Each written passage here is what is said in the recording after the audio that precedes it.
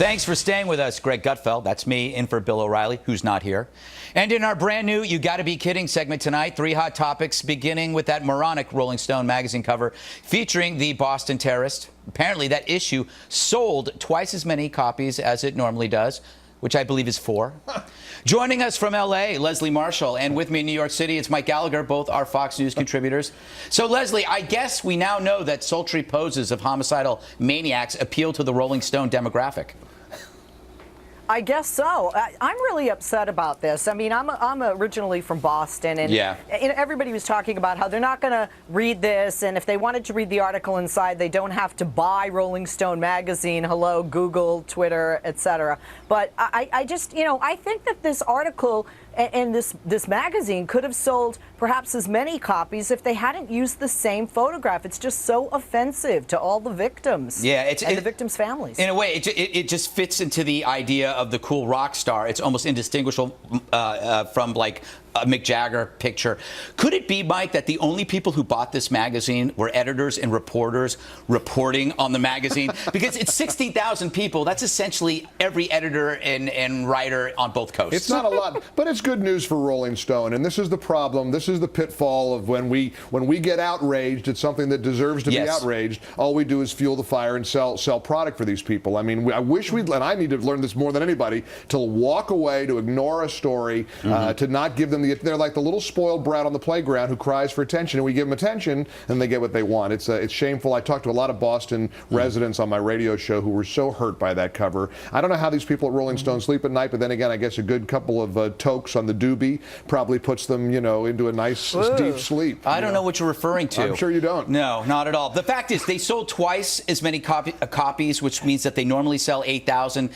Which is actually really pathetic. A blog on earwax gets more views than that. So it's actually, Rolling Stone is on its way out. All right, next story. Elliot Bronston is a spokesman for the Seattle Office for Civil Rights.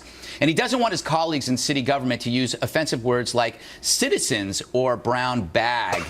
Leslie, will you join me in expressing relief that we've finally gotten rid of these offensive words?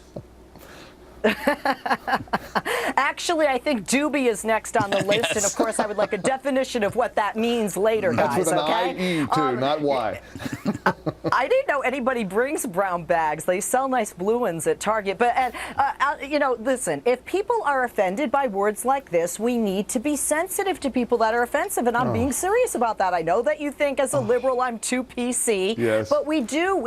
Perhaps y'all have just been too white and too male for too long, and we have to be very sensitive. There ought to be 2 brown. Let me tell you something, Greg. That was funny. There ought to be 2 brown bags, one for Elliot and one for Leslie, to put over their heads in expressing such a moronic position. I mean, brown bag. This is like the crazy liberal who was a member of my family, and who I'm no longer associated with, who once told me she was offended at the term manhole cover. It's misogynistic and sexist. It should be personhole cover. I mean, what's fascinating, Leslie, is that you don't even realize how crazy it is as well. People are offended by brown bag. Well, we better accommodate. Or citizens. Boy, that's a real clincher right there. That really gets right to the jugular. Citizens. I mean, let's do people.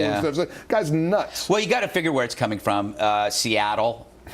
I mean, they have the Space Needle. What is that for? Space is there's no tear in space that you have to sew. So what is the Space Needle there for? I have no clue. All right. And no shortage of doobies there either. You and your doobies. All right. Next topic I want to talk about is the federal government. It wants to create a behavioral insights team that will look for ways to subtly influence people's behavior. It's a way to nudge people to save more money for retirement, among other things. Mike, knowing the government, won't they nudge us inevitably towards behaviors that guarantee more government? Yeah, we've been being nudged in the back to a point where we're all black and blue back there. I mean, this is just what we need. Everything that's wrong with the role of government in our lives is represented in this goofy story. I got an idea. Why doesn't the White House do less nudging? Let Americans behave the way we want to behave, and we don't need Barack Obama or Joe Biden nudging us in any way, shape, or form. But I'll take nudging over fudging. True. Leslie, I guess nudging in a way is much better than being forced to do something.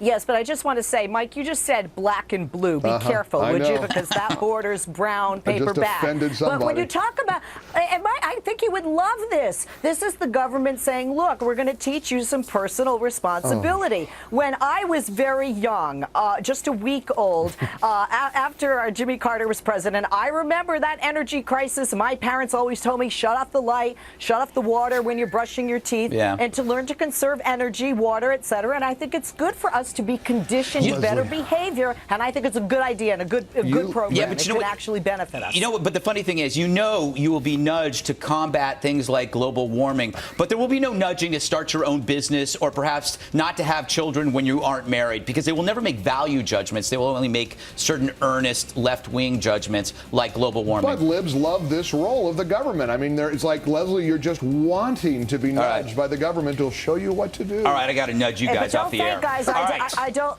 Okay, we're off the air. No, you're still there, but I'm going to get you guys out.